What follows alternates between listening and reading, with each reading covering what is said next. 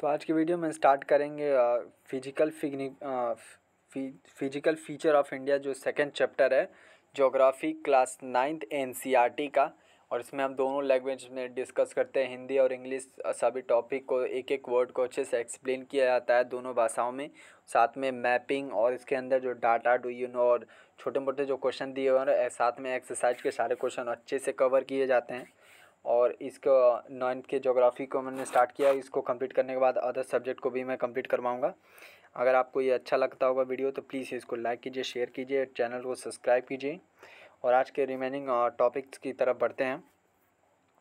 आज हमें the Iceland पढ़ना था और ये सब कुछ मैंने आपको ये ऊपर कवर करवा दिया है, तो इसमें आप कोई डाउट नहीं रह गया होगा। या आपका इससे पिछली वीडियो कोस्टल प्लेन और इंडियन डेजर्ट ख़त्म हो गया था। और आज हम स्टार्ट करेंगे द आइसलैंड। तो आइसलैंड के बारे में यहाँ पे बात की जाएगी, मतलब कि जो समुंदर में द्वीप पाए जाते हैं उनके बारे में यहाँ पे डिस्कशन होगा। तो यहाँ पे स्टार्ट करते हैं। You have already seen that India has vast mainland. आपने पीछे ही ये देखा होगा कि भारत के पास काफ़ी बड़ा लैंड मास है, मेनलैंड है उसके पास। मतलब उसके पास तो मतलब ऑलरेडी सबसे बड़ा लैंड मास है ही, साथ में उसके पास दो क्या है, ग्रुप ऑफ आइसलैंड भी हैं, जिसे हम क्या बोलते हैं, लक्षद्वीप और अंडमान एंड निकोबार। ये कौन कौन से सागर में पड़ते हैं, तो लक्षद्वीप जो है वो आपका अरेबियन सी में पड़ता है और अंडमान और निकोबार जो है वो बे ऑफ बंगाल में पड़ता है। ठीक, तो यही आपको मतलब इसमें बताया गया और इसके ऊपर ही आपको डिस्कस होगा। Besides this, the country has two group of the Iceland. You can identify these Iceland group. Locate the Lakshadweep Iceland group layering close to the Malabar coast of Kerala. अब आपको ये लक्षद्वीप के बारे में बताया जा रहा है कि लक्षद्वीप आइसलैंड ग्रुप जो है वो कहाँ पे पड़ता है, Malabar coast of the Kerala में पाया जाता है। केरला के पास का जो मालाबार कोस्ट है, मतलब मालाबार तटीय क्षेत्र, उसके पास में पाया जाता है एक ग्रुप आइसलैंड ग्रुप। उसको हम क्या बोलते हैं, लक्षद्वीप आइसलैंड ग्रुप। और ये किसका है, ये भारत का है। This group of island is compose of the small coastal island. यहाँ पे काफ़ी छोटे छोटे द्वीप आपको देखने को मिल जाएंगे। और अंडमान और निकोबार में थोड़ा इससे थोड़ा बड़ा बड़ा द्वीप उसमें आपको देखने को मिल जाता है, लेकिन यहाँ पे काफ़ी छोटे छोटे द्वीप आपको देखने को मिल जाएंगे। इसका पॉपुलेशन भी बहुत कम है as compare to Andaman and Nicobar. फिर इसके बाद में आपको यहाँ पे लिखा हुआ है the earliest they were is known as Lakshadweep Minicoy और मणिदेवी। यहाँ पे इसका पुराना नाम दिया हुआ है कि इससे पहले इसको ये नाम से पुकारा जाता था, तो ये इम्पोर्टेंट नहीं है। इन 1973 फिर उसके बाद यहाँ पे जब का 1973 this was the name is Lakshadweep. मतलब 1973 में इसका नाम पड़ा लक्षद्वीप और तब से इसका नाम यही है, अभी तक इसका नाम चेंज नहीं हुआ है। तो आपसे ये पूछ सकता है कि लक्षद्वीप नाम कब पड़ा, तो लक्षद्वीप नाम आपका पड़ा था 1973 में। उसके बाद आप आगे देखिए, this cover small area of 32 square kilometre. और ये काफ़ी छोटा एरिया कवर करता है, लगभग 32 स्क्वायर किलोमीटर की इसकी रेंज है पूरे लक्षद्वीप की। और इसकी राजधानी क्या है, कवरत्ती है। Kavaratti island is the administrative headquarter of Lakshadweep. Administrative प्रशासनिक हेडक्वार्टर इसका क्या है, कवरत्ती है। मतलब ये है कि इसका राजधानी क्या है, कवरत्ती है। उसके बाद आगे दिया है this island group has the great diversity of flora and fauna. Flora and fauna के बारे में आपको आगे पढ़ने को मिल जाएगा, ये क्या चीज़ होती हैं। फ्लोरा और फौना यहाँ पे सबसे ज़्यादा पाया जाता है। यहाँ पे भिन्न भिन्न प्रकार के फ्लोरा और फौना आपको देखने को मिल जाएगा। तो ओवरऑल आपको यही फ्लोरा और फौना के बारे में यही बताने की यहाँ पे कोशिश की जा रही है कि फ्लोरा और फौना के मतलब यही मतलब है, यहाँ पे जो वनस्पतियाँ हैं कई प्रकार की आपको देखने को मिल जाएंगी। यहाँ पे जीव जंतु आपको कई प्रकार के पेड़ पौधे जानवर देखने को मिल जाएंगे। तो वही चीज़ यहाँ पे है। The Pitti island which is the uninhabited has the बिडली सेंटुरली। और यहाँ पे पीटी आइसलैंड काफ़ी इंपॉर्टेंट है, उसको भी आप देख लीजिए। यहाँ पे बर्ड जो है वो मतलब यहाँ पे ब्रीड उसका काफ़ी ज़्यादा फेमस है, यहाँ का ब्रीड इसके लिए। और यहाँ पे इसका ख़त्म होता है, इसके ऊपर अगले वाले टॉपिक को देखते हैं। Now you seen the chain of the island located in the bay of the Bengal extending from the north to south. अब आप बे ऑफ बंगाल की तरफ चलिए और बे ऑफ बंगाल में आप एक ग्रुप देख रहे होंगे जिसका नाम क्या है, अंडमान और निकोबार। और ये कहाँ से फैला हुआ है, नॉर्थ से लेकर साउथ की तरफ फैला हुआ है। These are Andaman and Nicobar. ये नैरो ट्रिप की तरफ आपको दिखती है। लक्षद्वीप क्या था, बिल्कुल मतलब सर्कुलर टाइप का द्वीप था, छोटा छोटा। और ये जो आपका अंडमान और निकोबार है वो साउथ से लेकर नॉर्थ की तरफ क्या हो रहा है, पतली पट्टी की तरफ क्या हो रहा है, फैला हुआ है, स्ट्रेट लाइन की तरफ लगभग आपको देखने से दूर से लगता है। ठीक। और उसके बाद लिखा हुआ है कि they are the bigger in size. ये साइज में क्या है, बिगर है, बड़ा है। And the numerous structures that is group of the island is divided into two broad categories. और ये साइज में बड़ा है इसीलिए हम इसको क्या करते हैं, दो भागों में बांटते हैं। The Andaman in north, north में जो पड़ता है उसको हम अंडमान बोलते हैं, और साउथ में जो पड़ता है उसे हम क्या बोलते हैं, निकोबार बोलते हैं। तो इसको एक बार मैप में आपको दिखा देता हूँ मैं। ये आपके पास मैप है, ये आप देख सकते हैं। ये आपका अंडमान और निकोबार के यहाँ पे है 6 नंबर का जिसे डिनोट किया गया। तो अंडमान किसको बोलेंगे हम, अंडमान यहाँ पे आपको ये वाला यहाँ से लेकर यहाँ तक का जो रेंज है इसको हम अंडमान बोलते हैं, और ये नीचे वाला जो साउथ पार्ट है इसको हम निकोबार बोलते हैं। इसको दो ग्रुप में डिवाइड किया जाता है। ठीक। और यहाँ पे आपका लक्षद्वीप है, तो आप देख सकते हैं ये नॉर्थ से लेकर साउथ की तरफ फैला हुआ है। तो वही चीज़ यहाँ पे बताई गई है।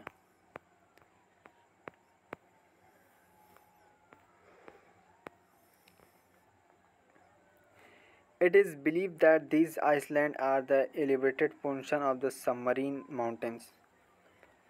ये माना जाता है कि यहाँ के मतलब माउंटेन्स क्या है, यहाँ पे लगभग मतलब जो तूफान यहाँ पे सुनामी आता रहता है उसकी वजह से क्या होता है, यहाँ पे डूबता रहता है। तो अभी 2004 में जो सुनामी आया था उसमें हमारा जो इंदिरा पॉइंट था, जो कि सबसे साउथर पार्ट में सबसे हमारा दूर का जो पॉइंट था, उससे मतलब एंड पॉइंट बोल सकते हैं, अंडमान निकोबार का सबसे आखिरी द्वीप था, वो समुद्र में डूब गया था, जिसका नाम था Indira point.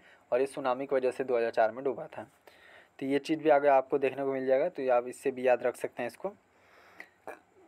This island group are great extent important for the country. ये आइसलैंड ग्रुप काफ़ी इंपॉर्टेंट है देश के लिए, as compare to Lakshadweep.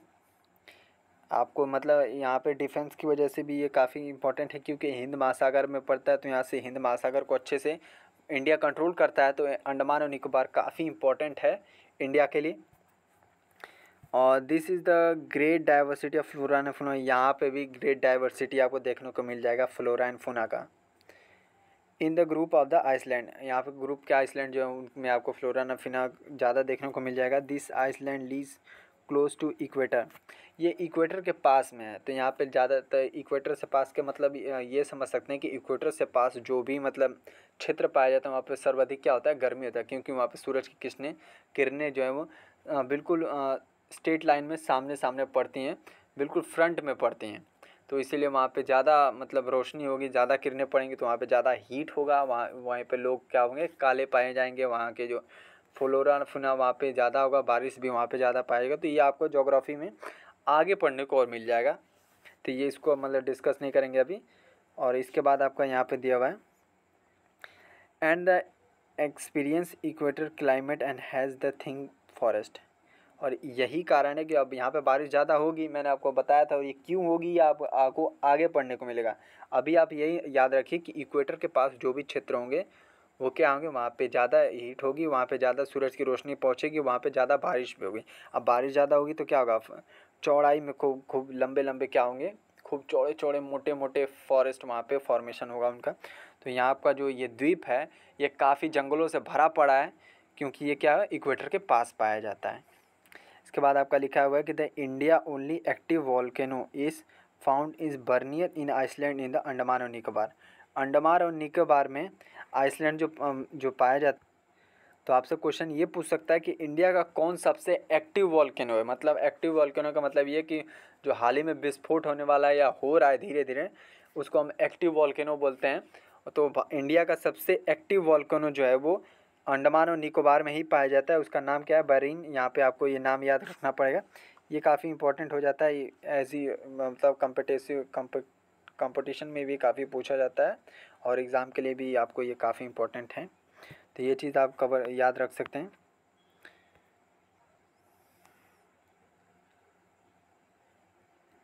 The mountains are the major source of water and forest वेटल। यहाँ पे जो माउंटेन्स होते हैं वो क्या होते हैं, मेजर सोर्स है किसके, फॉरेस्ट के।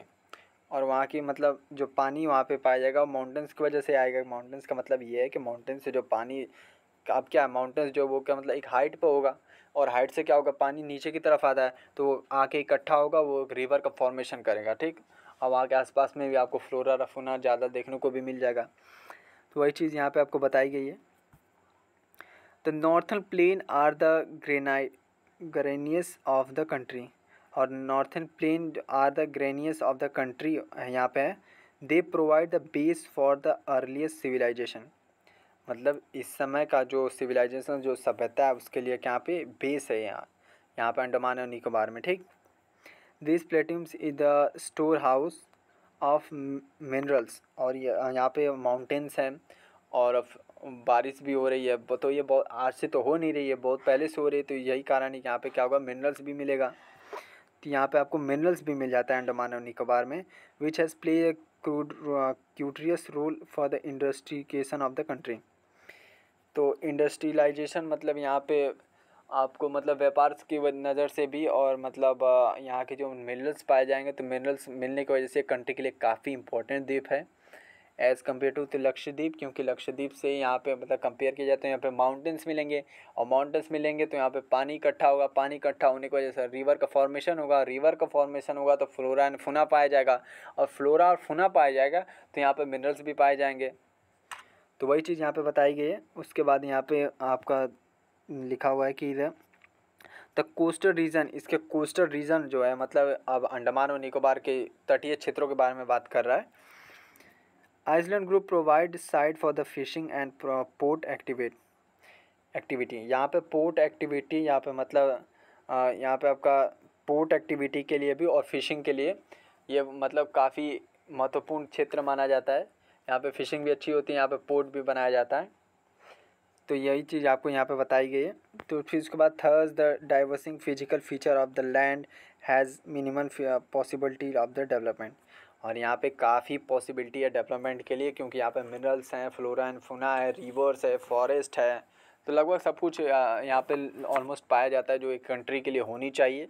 तो जाहिर सी बात है इसका क्या होगा, डेवलपमेंट होगा एज़ कम्पेयर टू लक्षद्वीप। तो यही चीज़ दोनों ग्रुप इंडिया में सिर्फ 2 ही ग्रुप पाए जाते हैं आइसलैंड के, तो इस पे ऊपर ये डिस्कशन था, तो ये ख़त्म होता है और लगभग ये पूरा चैप्टर ख़त्म हो गया आपका second chapter the physical feature of की ऑफ इंडिया जो था।